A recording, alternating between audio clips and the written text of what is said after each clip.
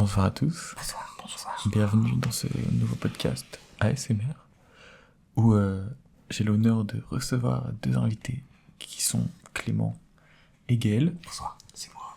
Avec qui nous allons discuter pendant une vingtaine de minutes ou plus si il y a matière à débattre. Si ça le permet. Voilà, si cela le permet. Si on a Donc le but de ce nouveau format, c'est de discuter avec différents invités d'un sujet qu'ils auront au préalable choisi pour discuter. Franchement, on s'en fout un peu. Genre, le but, c'est d'avoir des points de vue, juste de vous relaxer avec des phrases, des mots, des discussions. Voilà, d'avoir une discussion finalement. Oui, exactement. D'apprendre des choses. Et d'apprendre des choses, parce que ce concept va vous permettre de mêler la relaxation à la connaissance. Donc, c'est une première. Soyez indulgents avec nous. N'hésitez pas à nous corriger aussi. N'hésitez pas à nous corriger, effectivement, si on dit des bêtises, n'hésitez pas à le partager en commentaire. On n'est pas professionnels. Voilà, c'est ça, on n'est pas professionnels, juste on est des humains qui veulent parler entre eux. Et même si vous partagez les points de vue de chacun, n'hésitez pas à le faire part en commentaire, à donner votre avis sur les sujets qui vont être abordés aujourd'hui. Voilà, il n'y a pas de prise de tête, juste on discute et puis voilà. Voilà, donc, abonnez-vous, mettez un pouce bleu. Exactement. Et n'hésitez pas à abonner. J'aurais pas dit mieux. Les petites formalités de début de vidéo. Abonnez-vous. Aujourd'hui, on va parler prépa, car nos deux amis, ici même, sont en cursus de prépa en deuxième année. Yes, effectivement.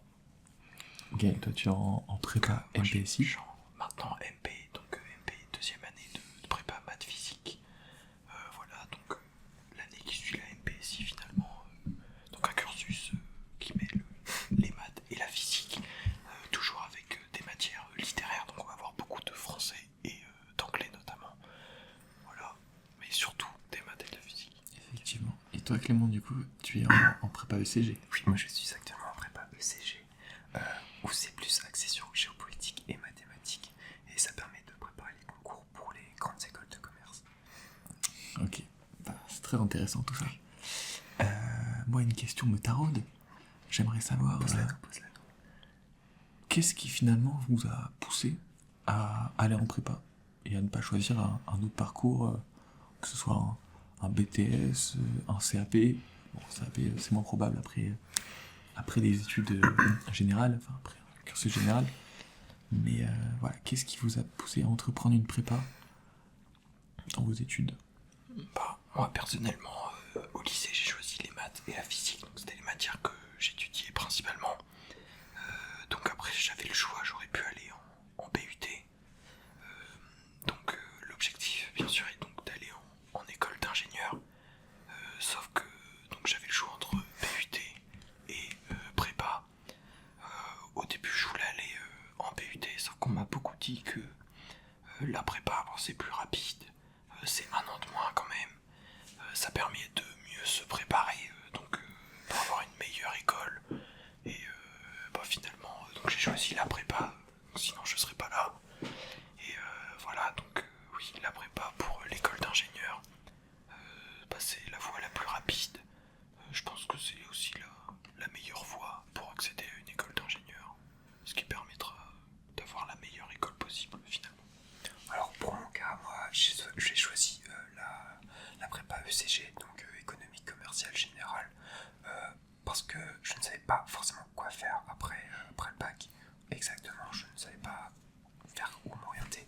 Donc j'ai choisi la prépa ECG, qui est une prépa, on va dire encore assez générale en continuité avec le lycée, où on a encore beaucoup de géopolitique, de maths, de lettres, etc. On n'a plus de sciences, donc ça c'est plutôt pas mal, enfin quand on n'aime pas les sciences comme moi. Mais donc ça m'a permis aussi, je pense que ces 2 années vont me permettre de mûrir mon projet, de choisir qu'est-ce que je veux faire plus tard. Je sais actuellement que je ne veux pas faire d'école de commerce, parce que ce n'est pas l'ambiance, pas mon projet, mais si éventuellement j'ai une bonne école, du top 5 par exemple, je ne me prive pas d'y aller, mais mon objectif principalement pour qui me motive à la prépa, c'est Saint-Cyr, l'école pour devenir officier dans l'armée, dans l'armée de terre. Et c'est ce qui me motive actuellement pour passer les concours et ce qui me motive à travailler en prépa. Voilà. Très bien. À toi, chef. Vous avez répondu à la première question. Donc moi, mon rôle durant ce débat de discussion, c'est avant tout d'orienter les questions parce que je ne suis absolument pas en prépa et je ne connais pas les enjeux, les choses qu'il faut maîtriser pour parler prépa finalement, les domaines de prédilection. Mais j'avais une question. Avant d'arriver en prépa, quelles sont les prédispositions à avoir pour un élève qui serait potentiellement intéressé? Qu'est-ce qu'il faudrait savoir pour aller en prépa? Enfin, un truc qu'on vous aurait pas forcément dit, mais que maintenant vous... Moi, je dirais d'avoir de la rigueur au travail, de se ficher, bien relire ses cours chaque soir, éventuellement installer des applications comme Quizlet, Anki pour apprendre le vocabulaire des langues, Je suis d'accord. même des ouvrages, etc., qui permettent de bien apprendre régulièrement, quotidiennement, tout un tas de connaissances qui vont permettre de cumuler tout un savoir pour pouvoir arriver plus sereinement en prépa. Donc je pense que c'est un ensemble de rigueur qu'il faut avoir avant d'entrer en prépa. Après, je conçois bien qu'au lycée, on n'est pas du tout dans cette optique-là. Mais si vous êtes sûr de vouloir aller en prépa, je vous conseille de vraiment d'installer des applications comme Anki ou Quizlet, qui sont des memory cards un peu, et qui vont vous permettre déjà d'avoir de bonnes connaissances, par exemple en anglais, en espagnol, allemand, peu importe la langue que vous faites, en LV2. Et voilà, si t'as d'autres choses à ajouter. Je voulais juste dire, donc comme tu disais, c'est pour ceux qui ont envie. C'est-à-dire que si vous n'avez pas envie d'aller en prépa, ça sert à rien d'y aller. C'est-à-dire que ce qui va vous pousser à aller au bout de votre étude, donc de la prépa quoi, ça va être l'envie de réussir. Voilà, si vous n'avez aucun objectif, si vous y êtes parce que on vous a forcé, vous allez sûrement pas y arriver, sauf si vous êtes un crack absolu. Mais voilà, donc c'est surtout sur l'envie, à savoir que si on vous a sûrement beaucoup dit que la prépa, c'est un milieu compliqué, vous allez passer des années très compliquées. Donc c'est vrai, il y a beaucoup de travail, beaucoup de charge mentale, beaucoup de pression. Mais faut aussi savoir que vous allez faire beaucoup de rencontres. La prépa, c'est un milieu assez fermé en quelque sorte. C'est-à-dire que vous allez avoir votre classe, vous allez faire des très belles rencontres. Enfin, personnellement, je me suis fait plein d'amis. Et vous allez, je pense, vivre sûrement les plus belles années de vos études, malgré la difficulté à traverser. Est-ce que justement, à ce titre, personnellement, vous avez eu du mal à franchir ce pont entre le lycée et la prépa, parce que il y a certains élèves qui ne sont pas préparés, qui tombent sous le choc le jour de la rentrée en découvrant un nouveau monde, justement de nouvelles personnes, même de nouveaux professeurs, de nouvelles méthodes de travail. Est-ce que vous, ça a été un choc pour vous, l'arrivée en prépa, ou l'adaptation s'est faite plutôt facilement? Pour moi, ça a été un peu compliqué au début, parce que c'est complètement différent du lycée, c'est pas du tout les mêmes attentes, donc faut revoir presque tout, nos méthodes de travail, nos méthodes d'apprentissage. Donc c'est un travail qui se fait plutôt sur la longueur en première année. Normalement, on va dire que en moyenne, aux vacances d'avril ou même aux vacances de Noël, vous savez déjà à peu près comment ça fonctionne la prépa, et ça va vous permettre d'accéder à la deuxième année plutôt sereinement, avec une méthode de travail bien rodée. Et donc oui, ça a été difficile au début, mais progressivement cette difficulté s'estompe et on arrive à bien cerner les enjeux de la prépa. Moi, j'ai pas mal trouvé quand même, donc on nous l'a aussi beaucoup dit, mais la prépa, donc en tout cas MPSI, donc première année, c'est un peu une continuité du lycée, c'est-à-dire que on va encore être très encadré, on va avoir un emploi du temps assez fixe finalement. En fait, c'est comme une année de lycée. D'ailleurs, ma prépa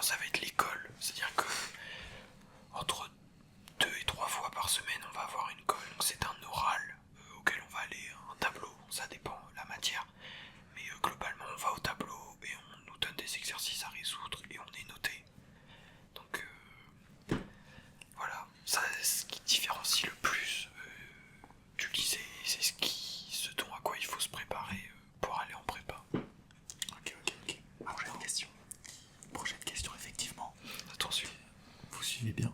Vous êtes très actif. Je suis assidu. Ce n'est pas pour me déplaire durant ce débat. J'avais une question sur les journées que vous faites en prépa. Comment une journée s'organise finalement? Comment vous préparez votre emploi du temps? C'est quoi une journée type en fait? Qu'est-ce que vous allez faire du matin, du moment où vous vous levez de votre lit, où vous mettez le premier pied au sol, au moment où vous allez vous coucher? Qu'est-ce qui se passe dans une journée de prépa? Bah, il se passe beaucoup de choses et en même temps, pas tant que ça. Bah, on va se lever. Moi, je suis à l'internat personnellement, c'est très pratique pour la prépa. Donc, bah, je me lève, je vais prendre mon petit déjeuner comme une personne normale. Ensuite, après mon petit déjeuner, déjà, je me mets déjà à réviser pour ma première interro, car tous les matins de la semaine, je commence par maths et physique ou inversement. Et tous les jours de la semaine, on va avoir une interro du cours de la veille. C'est-à-dire que chaque soir, on doit réviser pour le lendemain.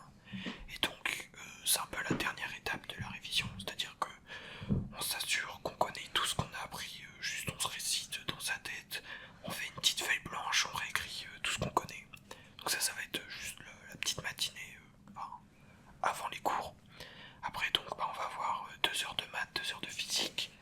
Donc ça va être la matinée lambda, en tout cas en deuxième année. Après, on va avoir juste 1 heure le midi pour manger. Mais bon, ça passe tranquille. Après, en 30 minutes, t'as mangé. Après, t'as 30 minutes pour soit travailler, soit rien faire. En général, on fait rien le midi. Après, l'après-midi, on va avoir cours encore. Logique. Donc bon, ça va dépendre des journées. Il y a des jours où on va finir à 16h et des jours à 18h. Donc quand on va finir à 16h, du coup on va avoir colle juste après les cours. Du coup, quand t'as fini tes cours, soit tu révises directement pour ta colle parce que tu stresses, soit tu vas sans réviser parce que t'es confiant. Mais voilà, donc dès que t'as fini les cours, tu te mets direct à travailler. Éventuellement, de temps en temps, tu peux t'organiser une petite pause. Donc tu fais ton petit goûter à la sortie des cours. Tu te poses une petite demi-heure, tu joues à Brawl Stars. Et après, bah voilà, tout de suite dans le boulot, tu fais tes calls. Si t'as pas de call, tu fais ton DM, parce que t'en auras toujours un. Et tu prépares tes DS et toutes tes leçons, jusqu'à... Après tu manges le soir. Et après manger, tu retravailles. Après ça dépend rien. Je suis pas trop de cet avis, pour moi c'est très subjectif. La méthode de travail de chacun. Ça dépend. Je sais que je ne fais pas comme toi. Enfin, Explique dans les grandes expliques. par exemple, Méthode de travail. moi, dès le matin, je me lève à 6h30, donc je prépare Saint-Cyr, donc il y a des épreuves de sport. Donc tous les matins, je fais une séance de muscu à 6h30.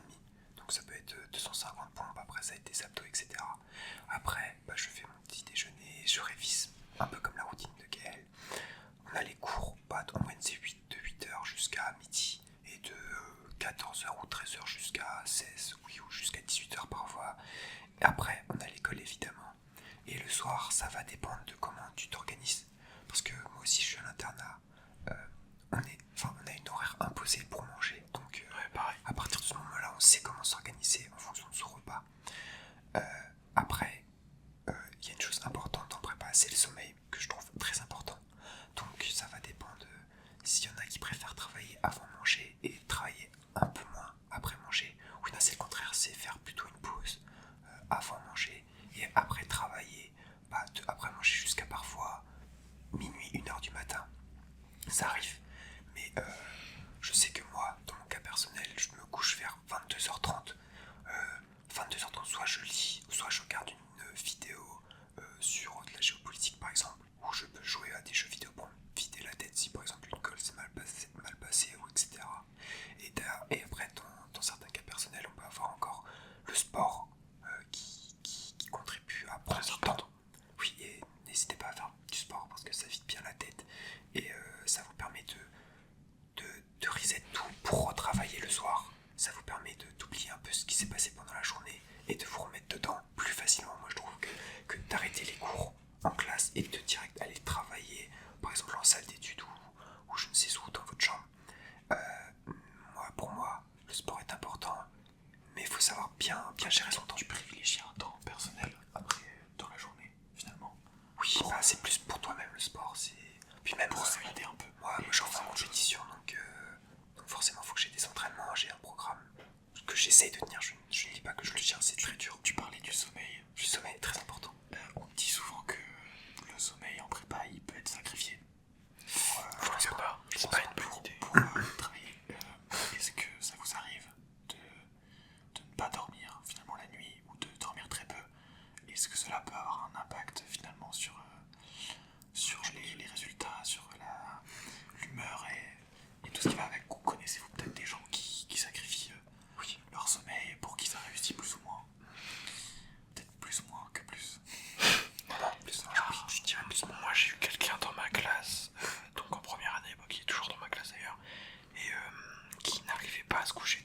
C'est-à-dire qu'il travaillait tous les soirs jusqu'à 1h, 1h30 du matin.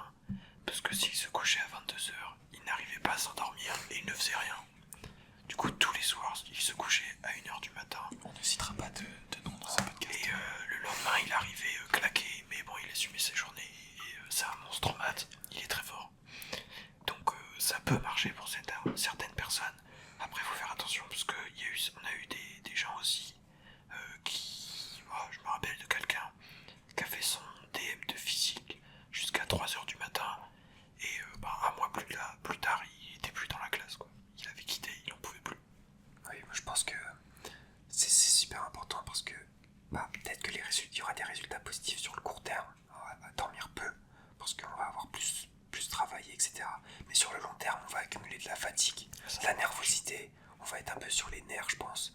Et ce qui va faire que sur le long terme, on va un peu exploser. On va faire une sorte de burn-out. On va plus pouvoir toucher un cahier, faire d'exo.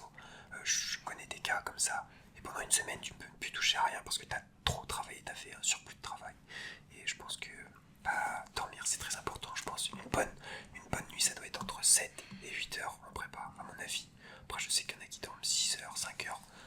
Après, ça dépend de chacun, je pense. Ça dépend vraiment de chacun. C'est très différent en fonction de chacun. Est-ce que là, en 2-3 mots, vous auriez des idées de méthodes pour comprendre les... c'est l'émotion. Les idées. Je me submerge, mais pour comprendre les grands concepts et pour mémoriser parfois des dizaines et des dizaines de pages de cours, comment vous faites? Quelles sont vos méthodes de travail à cet égard? Je dirais fiche, Anki et assiduité. Voilà. En quelques mots, c'est compliqué.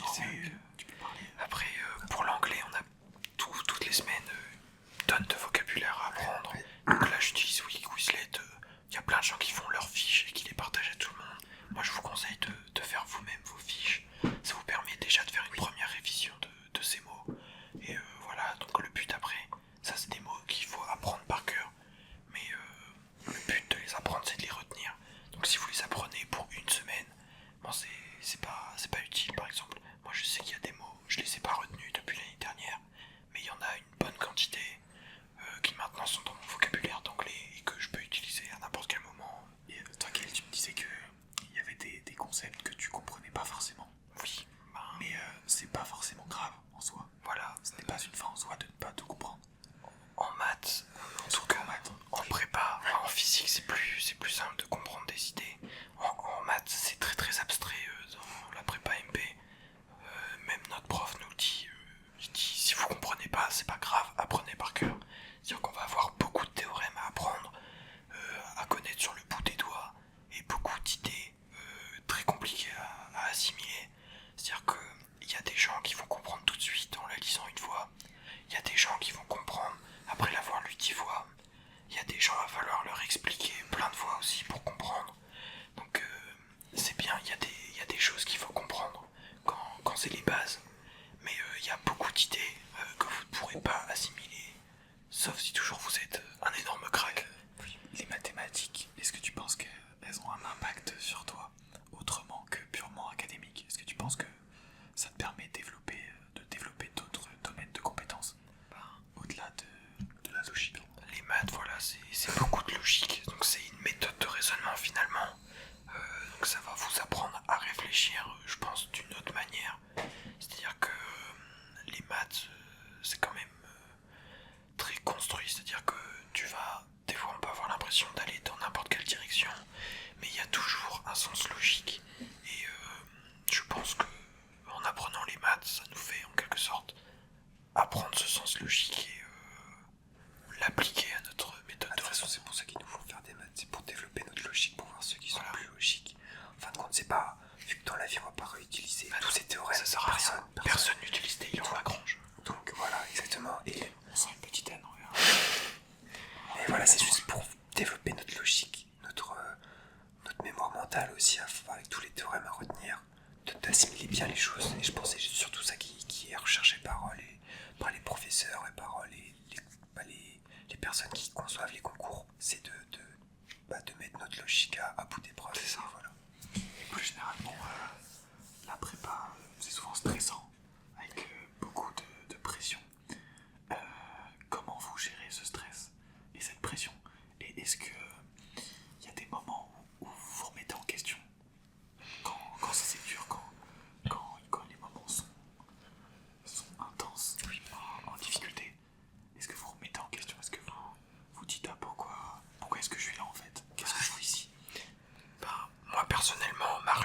question est constante. C'est-à-dire que tous les jours, on va apprendre des nouvelles choses. Tous les jours, on va nous dire bah ça, si vous avez pas compris, vous êtes mort. Et donc, t'es obligé de comprendre. Et là, tu te dis bah j'ai pas compris, bah je suis mort. Du coup, il faut que t'avances. Il faut pas que tu cèdes. Il faut que tu continues, que tu t'accroches. Après, est-ce que la remise en question, elle serait pas liée pas à un manque, pas d'ambition, mais parce que tu sais pas forcément où tu vas aller, quel objectif final tu as. Non, Est-ce que la remise en question, je dirais ça dépend. Il y en a qui se donnent des objectifs et quand ils voient qu'ils sont pas les capacités d'y arriver, ils commencent à remettre tout en question. Et à se dire, bah, par exemple, je sais pas, on va prendre un exemple, on va aller, quelqu'un qui veut aller à HEC ou à l'EDEC, il va se donner à fond, il va vraiment se buter à travailler tout le temps, je sais pas, il va travailler 5 heures après les cours d'affilée, et au bout de 3 mois, il voit pas que les résultats payent, au bout d'un an, il voit toujours pas que les résultats payent, il arrive en deuxième année, il se dit, est-ce que je vais vraiment y arriver à mon objectif? Et est-ce que ça vaut vraiment le coup d'aller faire une école de commerce si, par exemple, j'ai une école hors du top 10? Genre, il n'y a pas forcément, oui, il y a donc cette remise en question, elle est peut-être plus impactante pour ceux qui ont. Ouais, je pense que plus tu vises haut, Non, et ceux qui pas forcément. ça dépend de ton niveau. Non plus. Je pense que c'est encore subjectif à tout le monde. Hein. Ah oui. Ça dépend les gens. Il y en a qui aiment bien la compétitivité et quand ils voient qu'ils ne sont plus premiers de la classe ou ils sont plus dans le top 3, ils commencent à remettre tout en cause en mode bah, tout le monde va me dépasser, qu'est-ce qui va se passer? Quelqu'un qui ne sait pas où il va aller, ça peut avoir encore moins de sens pour lui quand il entend des théorèmes hyper abstraits. C'est ça que je veux dire, quand ça parle de choses hyper complexes, ça peut lui dire mais Après, qu'est-ce que je fais ici? je pense pas qu'il faut se déstabiliser au vu d'un problème du cours. Genre, si on Mais c'est comprend pas le je cours, parle plus en tant qu'accumulation. bah, avec du travail et de la rigueur, on est censé à un moment donné au moins comprendre les grandes lignes de la chose et pouvoir l'assimiler et pouvoir s'en sortir. Après, on n'est pas obligé de tout comprendre, effectivement. Mais je ne pense pas que le fait d'accumuler beaucoup d'incompréhension vis-à-vis du cours, ça puisse remettre tout en question. Ok. Ça peut y contribuer. Je pense que c'est une accumulation de choses. Mais Alors, d'aujourd'hui, prochaine question. Au jour d'aujourd'hui. En vous remémorant votre année et demie en prépa, pourriez-vous me décrire une anecdote, un moment qui vous a semblé plus difficile que les autres, dont vous vous souvenez, et que vous voudriez nous partager aujourd'hui pour le milieu de l'ASMR? Une anecdote compliquée, c'est-à-dire un moment. En difficulté. Une difficulté, c'est ça. La situation la plus difficile que tu as été amené à vivre. Bah, moi je pense que ça a été au moment des deuxième concours blanc en mai. C'était vraiment notre dernier DS, c'était fin mai je pense. C'était notre dernière semaine de plein de DS. Et je me souviens que avant ce concours blanc, il y avait les vacances de mai. Et je n'avais pas beaucoup travaillé. J'étais allé un peu en mode trop confiant, peut-être un peu trop sûr de moi. Et moi qui avais des notes plutôt correctes en maths, je me suis retrouvé avec une note plutôt basse. Donc là, à ce moment-là, j'ai remis un peu ma façon de travailler en question. J'ai fait, bah non, en fait, du coup, le manque de travail, j'ai eu un manque de rigueur pendant, on va dire, 3 semaines, au niveau des maths surtout. Et là, j'ai vu les effets du manque de travail.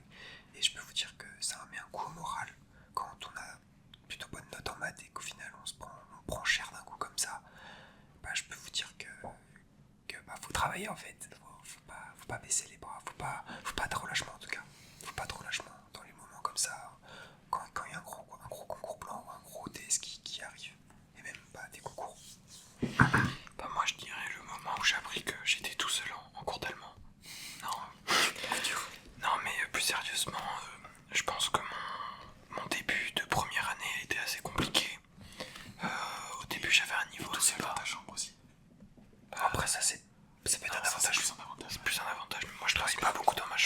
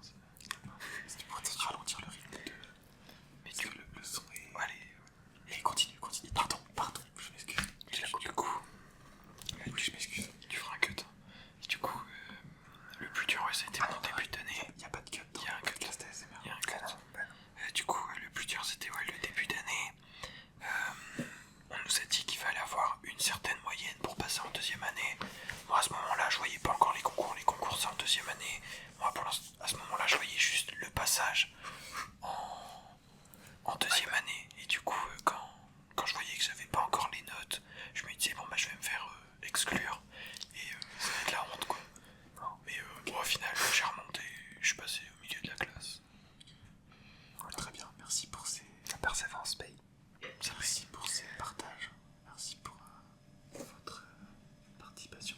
Merci d'être là, encore une fois, d'avoir accepté l'invitation. Avec Je sais plaisir. que vous êtes très occupés dans vos vies de préparateurs.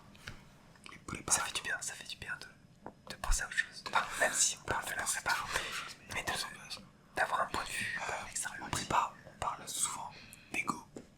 Oui, D'ego, ah oui. de compétition. Il est là. Dans vos différentes prépas, la compétition est-elle de mise? Est-elle présente en classe?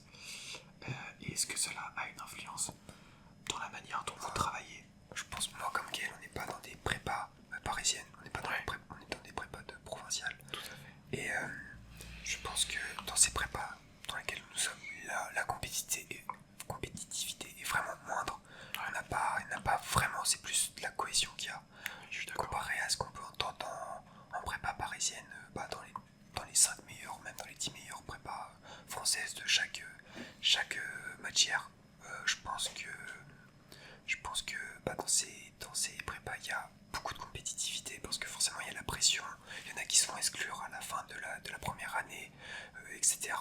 Alors que nous, il n'y a pas ça, tout le monde se pousse vers le haut, on va dire. Après, forcément, il reste quand même peut-être en province quelques individualités qui visent vraiment leur classement et donc qui sont un peu plus renfermés sur eux-mêmes, ça arrive.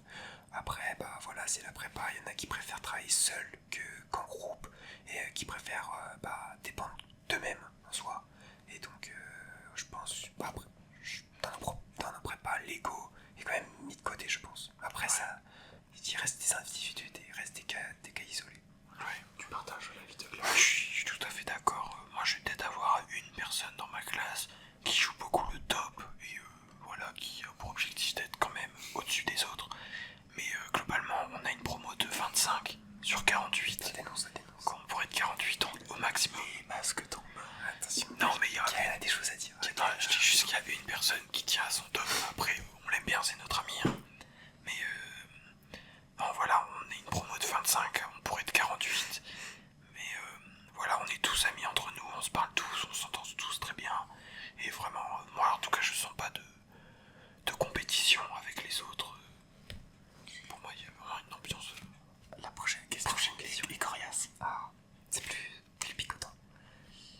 Non, les questions picotantes, je les garde pour après. Mais cette question va vous faire réfléchir. Vous avez le droit de réfléchir quelques secondes. Si vous pouviez utiliser les mathématiques pour Gaël, la géopolitique pour Clément, si vous pouviez utiliser ces matières pour résoudre un problème actuel dans le monde, lequel choisiriez-vous et pourquoi? Comment ça? Dans quel sens? On doit choisir entre la géopo et la Non, si tu peux te servir de la matière pour résoudre un problème, bon c'est très abstrait comme question. c'est très. On va pas arriver avec la règle de maths. Non, mais les maths, le problème c'est qu'on fait des choses très abstraites. C'est-à-dire qu'une fois, là pour l'instant, on apprend à utiliser des outils qui vont nous servir à être appliqués une fois en école d'ingénieur. C'est-à-dire que finalement, le problème dont tu pourrais parler, ça pourrait être un problème Oui, je parle qu'on va étudier. oui, je parle plus de problèmes. Mais voilà, donc ça va être quelque chose en fait qu'on va étudier en école d'ingénieur. C'est un peu l'objectif. Par exemple, moi j'ai pour objectif d'aller peut-être dans une école nucléaire. Et actuellement dans le monde on peut voir peut-être un problème au niveau des énergies. Et donc, en sachant que les maths vont me servir donc, comme un tremplin en quelque sorte à atteindre une école d'ingénieur sur le nucléaire, La question était... beaucoup plus simple, beaucoup plus dur. Non, c'était pas une bonne question en fait. C'était pas elle une était bonne question. un peu vague. Un peu trop vague, un peu nulle ta question. Là, j'en ai une. Merci à ChatGPT qui participe activement à cette vidéo. Aïe. Désolé pour le Utilisez manque de pas professionnalisme. en prépa, à part pour résumer des textes de philosophie. À part pour le français. De perdre du temps, parce que lire des livres de philosophie où vous ne prenez rien pendant 300-400 pages, C'est une perte de temps. c'est de la perte de temps. Faites des résumés sur ChatGPT où il vous dit les grands axes et voilà, utilisez surtout pour ça. N'utilisez pas pour résoudre des exos de maths ou pour de la géo dans l'actualité. Merci ChatGPT. Oui, merci d'être là. ChatGPT ne sponsorise pas cette vidéo. Je tiens à le préciser. ChatGPT, si vous voulez sponsoriser la vidéo, on est là. Mais vraiment, soyez indulgents, c'est le premier podcast. Les questions sur les prochains seront plus impliquées, plus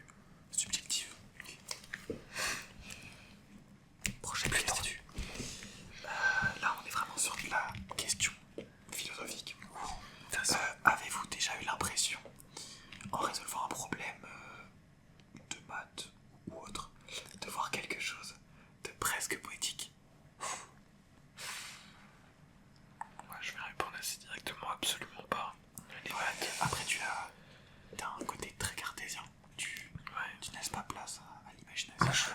À la beauté. Dans la géopo, en géopo, oui. Peut-être dans la flux, quand tu fais une bonne dissertation où les arguments se suivent, où c'est fluide, où tu vois qu'il y a une bonne démonstration, il y a quelque chose de peut-être de poétique, enfin je dirais pas de poétique, mais d'assez... Bah... Non ouais, peut-être poétique, oui, je sais pas, mais c'est fluide. Et quand les arguments se suivent, t'as l'impression qu'il y a un fil conducteur qui conduit bien la démonstration que tu veux prouver, que tu veux répondre à la question posée. Et il y a quelque chose peut-être de politique là-dedans, au final. En mathématiques, vous avez beaucoup de calculs abstraits et théoriques. En économie, le contenu il est plus proche de l'actualité et des phénomènes sociaux. On est d'accord là-dessus? Oui.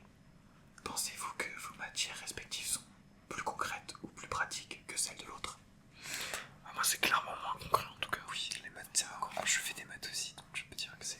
Les Ouais, maths sont moins concrets, rien de forcément. concret, comme je disais avant, c'est juste un outil qui va nous permettre voilà. après d'étudier quelque chose de concret, mais pour l'instant, rien de Mais concret. une matière comme la géopolitique va t'aider à comprendre le monde, l'actualité, comment les rapports de force ils coopèrent, où il y a des tensions, etc.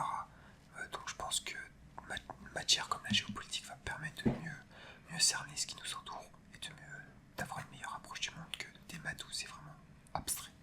On arrive presque à terme de ce premier podcast. Les dernières questions. Donc n'hésitez pas à donner votre avis en commentaire, c'est important. Peut-être que... Oui, n'hésitez pas à partager votre expérience si vous êtes en prépa ou si vous avez des questions, si vous êtes au lycée, oui. Peut-être qu'on reverra Clément ou Gaël. Bah, je sais pas qui. Ou même nous deux, enfin encore en face. Oui, mais dans un futur podcast. Puis dans un futur podcast, oui. Peut-être qu'on vous reverra pour parler d'autres choses. D'école d'ingénieur. C'est un podcast qui se prend pas la tête, on peut parler de tout et n'importe quoi. Même on peut prendre un bout de bois et en parler. Comme, c'est une discussion comme autour d'un café, quoi. Exactement. Comme au bar. Exactement. Et oui, autour d'une petite bière. Si vous deviez résumer votre expérience en prépa en 3 mots, lesquels vous choisiriez? 3 mots. Pour réfléchir alors. 3 mots. C'est pas facile. Je pense que en premier mot, on pourrait dire le travail. Je sais pas si. Je réfléchis moi. C'est pas facile. Résumer la prépa en 3 mots. Bah, 3 mots, ouais. En vrai, le travail, c'est ce qui vous... Je dirais studieuse. Faut être studieuse. Studieux, ouais. Riche en émotions. Ah, riche. Riche en émotions. Lapsus révélateur. Ouais. Après, oui. Travail. C'est bien tragique que quelqu'un issu d'un milieu modeste ne puisse pas réussir en prépa. Ça n'a rien à voir, monsieur, là. Le Vous gars qui divaguez, part, vous divaguez. Genre travail, famille. Je pense cohésion. Cohésion. Liberté, égalité, fraternité. Cohésion, ouais, studieux. Cohésion. Puis, Cohésion. je dirais émotionnel. Émotion. Émotion. Ouais. Je pense que pour moi, ce serait des mots. Il y a assez peut-être mieux, il y similaires. a des adjectifs beaucoup plus... Ce sera que des synonymes. Oui, voilà. Quel conseil, finalement, pourriez-vous donner? Encore. Ah, vous l'avez déjà fait, oui. Mais pour finir, Parler. enfin, Faire des feuilles blanches. pour que l'auditeur de ce podcast, qui est jeune, qui est peut-être en première, en seconde ou en terminale, et qui va devoir remplir Parcoursup, quel conseil là maintenant vous lui donneriez pour aller en prépa, si ça l'intéresse, D'être motivé. s'il hésite? Ouais, motivation. Enrichir sa culture G. C'est pas en 3 mots là, mais... Enrichir sa culture G. On fait un plan. Ok, voilà. Et y a-t-il un moment où vous êtes fier depuis le début de votre prépa ou depuis votre naissance? Êtes-vous fier? Vous fier de vous? Bah oui, il y a toujours un moment, je pense. On est fiers quand même. Ça Il y a doit une pas certaine vieillir. fierté, parce qu'il n'y a pas tout le monde non plus qui va en prépa. Mais d'un côté, il y en Vous a. pensez-vous supérieur à la mêlée générale? Je pense pas. Peut-être que les MPSiens. Non, mais c'est pas vraiment une supériorité. Mais des fois, non, moi je vais rien dire. Bah, il faut que tu Ouais, testes. je pense qu'il Petit faut MPSI. peut-être s'arrêter là. Oui, je pense. En tout cas, merci à tous. Merci beaucoup d'avoir de nous avoir suivi ce débat, cette discussion. C'était plus une discussion qu'un débat. La prochaine prochaine fois, il y aura plus de questions titilleuses pour que les invités se battent entre eux. Oui, qu'il y a un vrai débat. Merci Clément. Et de rien. On peut te retrouver où? T'as écrit un livre ou... Non, pas encore. D'accord. Bientôt. Ça s'appelle La vie de Gaël. La vie de Gaël. C'est Merci Gaël. biographie. T'as écrit un livre? Moi j'ai écrit un livre qui s'appelle La mort de Clément. La vie de Clément. Ah, La vie